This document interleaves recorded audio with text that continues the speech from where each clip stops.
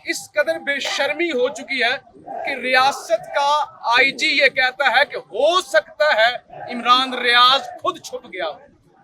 जब एक रियासत का आईजी ये कहे कि हो सकता है वो खुद छुप गया हो, अगर कोई खुद छुप गया है तो हम उसे कैसे ढूंढ सकते हैं? तो ऐसे माशरे और ऐसे करता धरता ऐसे लोगों के सामने बोलने का तो फिर कोई फायदा नहीं है। और फिर जब आप हाई कोर्ट के अंदर हाई कोर्ट के चीफ जस्टिस, जो कि बहुत बड़ा ओहदा होता है, जब उनका भी हुक्म ना माना जाए तो ये तो बेशर्मी हो सकती है।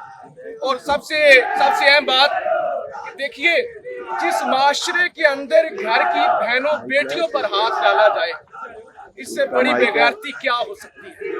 तो मैं समझता हूँ बेगैरत माशरों का भी कोई मुस्तकबिल नहीं होता कि आज अनम शेख को उठाया गया है, एक अच्छे खानदान से हैं, अच्छी सहाफी हैं, सोशल मीडिया एक्टिविस्ट हैं,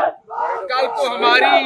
बहनें बेटियां भी उठाई जा सकती हैं। तो लिहाजा ये रेड लाइन हमें अब ड्रॉ करनी होगी कि हमारे